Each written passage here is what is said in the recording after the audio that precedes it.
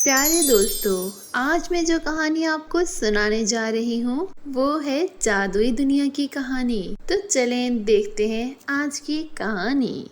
एक गांव में दो दोस्त रहती थीं। दोनों दोस्तों का घर साथ साथ ही था। सोनिया बड़ी थी और काफी खूबसूरत भी थी, लेकिन नेहा छोटी थी और दिखने में बिल्कुल भी खूबसूरत नहीं थी। वो दिखने में बहुत मोटी और काली। सभी लड़कियां उसका खूब मजाक बनाती थीं और बच्चे उसे काली भैंस कहकर बुलाते थे। एक दिन सोनिया स्कूल जाने के लिए बैग लेकर बाहर गई। तभी नेहा ने उसे रोककर कहा, सोनिया मेरी बहन, चलो मैं भी तुम्हारे साथ स्कूल चलती हूँ। तू पागल हो गई है क्या? चल हट मेरे रास्ते से। तुझे पता भी है कि तू कितनी बेकार है। तू मोटी, ऊपर से काली भी। छी छी छी, मैं कितनी खूबसूरत हूँ। तुमने सोच भी कैसे लिया कि तुम मुझे ये कहो कि मैं तुम्हें अपने साथ स्कूल लेकर जाऊंगी? कहीं तेरा असर मुझ पर आ गया तो? देख सोनिया, ज्यादा मत बोल। मेरी माँ कहती है कि मैं दुनिया की सबसे खूबसूरत लड़की हूँ। मेरा दिल बहुत खूबसूरत है। लोग खूबसूरत दिल से होते हैं, ना कि चेहरे से। तेरी माँ तो कुछ भी बोलती है। वो तो ये भी कहती होगी कि तू चांद है। इसका ये मतलब तो नहीं कि तुझे चांद कह दे। ये तो चांद की बेइज्जती होगी। नेहा वहां से रोते हुए अकेली ही स्कूल चली गई। जब वो क्लास में पहुंची तो उसने देखा कि सभी बच्चे आपस में एक दूसरे को गुड मॉर्निंग विश कर रहे थे, लेकिन नेहा को सब ने इग्नोर कर दिया। थोड़ी देर बाद सोनिया नेहा से कहती है, देखा तुमने नेहा, तेरी माँ कहती है ना कि तू बहुत खूबसूरत है, बिल्कुल चांद की तरह, और क्लास में तुझसे किसी ने बात तक नहीं की। नेहा उदास होकर क्लास में बैठ गई। उसके बाद काफी दिनों तक ऐसे ही चलता रहा। एक बार की बात है कि मोहल्ले में एक बर्थडे पार्टी थी। उस बर्थडे पार्टी से सोनिया को इनविटेशन आया। सोनिया बहुत अच्छे से तैयार होकर बर्थडे पार्टी में जाने लगी। नेहा भी उसे जाते हुए देख रही थी। सोनिया, मुझे भी अपने साथ ले चलो। तुझे बुलाया भी है किसी ने? नहीं, लेकिन मैं तुम्हारी दोस्त हूँ ना, तुम मुझे भी साथ ले चलो। तुझे खुद तो कोई बुलाता नहीं है, क्योंकि तेरे पास ना कोई अच्छे कपड़े हैं और ना ही सूरत। सोनिया नेहा का मजाक बनाकर वहाँ से चली गई। सोनिया अक्सर अपने दोस्तों के साथ खेल कूद में मसरूफ रहती थी, लेकिन नेहा के साथ कोई खेलता ही नहीं था, तो वो अपना सारा वक्त पढ़ाई में लगाती थी। इसी वजह से नेहा पढ़ाई में बहुत अच्छी थी। स्कूल में एग्जाम्स हुए।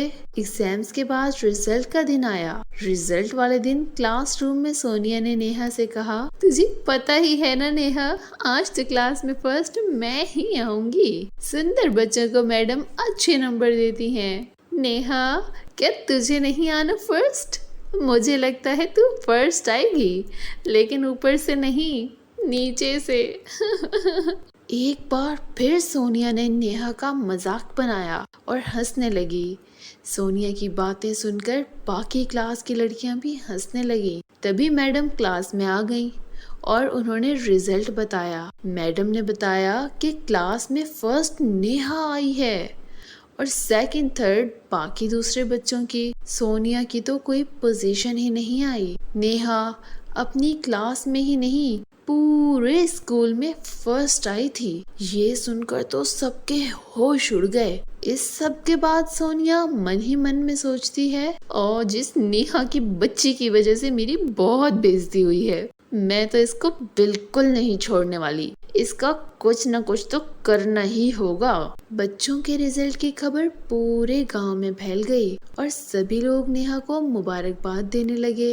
ये देखकर सोनिया को और भी ज्यादा गुस्सा आया और उसने नेहा को सबक सिखाने का पूरा मन बना लिया। एक दिन नेहा अपने आंगन में एक दरख्त के नीचे बैठकर अकेली खेल रही थी। तभी वहाँ सोनिया आई और बोली, नेहा, तुम तो पढ़ने में बहुत तेज हो। मुझे लगता है हमें दोस्ती कर लेनी चाहिए।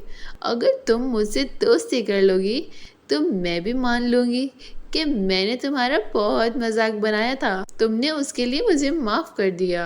कोई बात नहीं सोनिया, अगर तुम ऐसा चाहती हो तो अब से हम दोस्त हुए। ठीक है, चलो फिर पास वाले जंगल में खेलने चलते हैं। नहीं, वहाँ नहीं। माँ कहती है कि उस जंगल में नहीं जाना, वो बहुत ही खतरनाक है। अरे पागल, ऐसा कुछ भी नहीं है। मैं वहाँ रोज जाती हूँ, मुझे तो कुछ नहीं हुआ आज तक। मेरे साथ मेरी कुछ दोस्तें भी जाती हैं, उन्हें भी कभी कुछ नहीं हुआ। फिर तेरी माँ ही ऐसा क्यों बोलती है? चल ना, चलते हैं। अच्छा चलो, मैं एक बार माँ को बता देती हूँ। तू पागल तो नहीं हो गई? तुझे लगता है कि तू उन्हें बताएगी तो वो तुझे जाने देंगी? तुम सही कहती हो।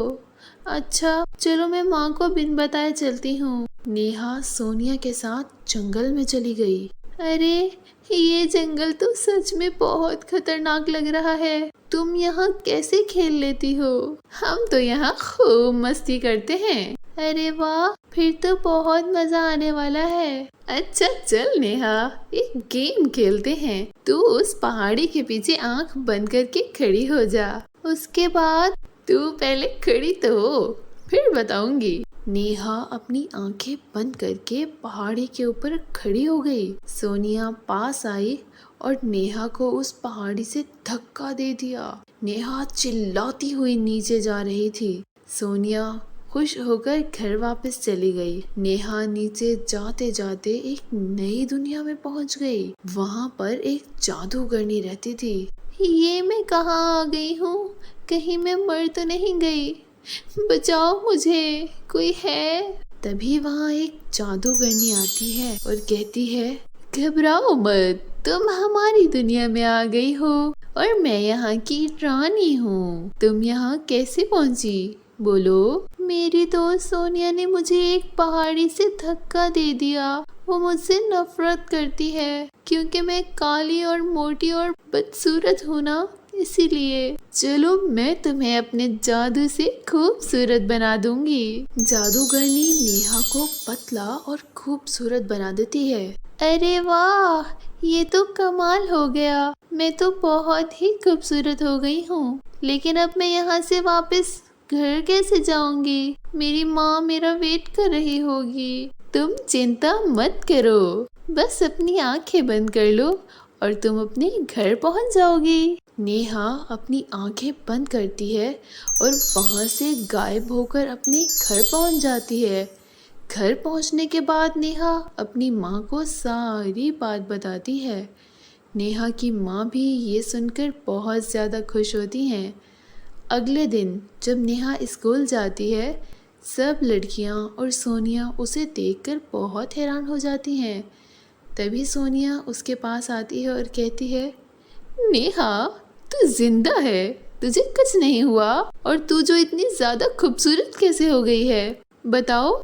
मैंने तुमसे कहा था ना कि शक्ल से कुछ नहीं होता, मन खूबसूरत होना चाहिए, और मेरा मन बहुत खूबसूरत है, इसीलिए मैं इतनी खूबसूरत हो गई। और तुम्हारी पहाड़ी से धक्का देने के बावजूद भी मुझे कुछ नहीं हुआ। मुझे माफ़ कर दो नेहा। मैं अब तुम्हें कभी माफ़ नहीं करूँगी। मैंने तुम्हें एक बार माफ़ किया था, लेकिन तुमने मुझे मारने की कोशिश की। मैं अब तुम पर बिल्कुल भी भरोसा नहीं कर सकती। नेहा ने सोनिया को माफ़ नहीं किया और अब वो अपनी ज़िंदगी में हंसी खुशी रहने लगी। तो मेरे प्यारे दोस्तों, कैसी लगी आपको हमारी ये कहानी? हमें लाइक और कमेंट करके ज़रूर बताएं। शुक्रिया।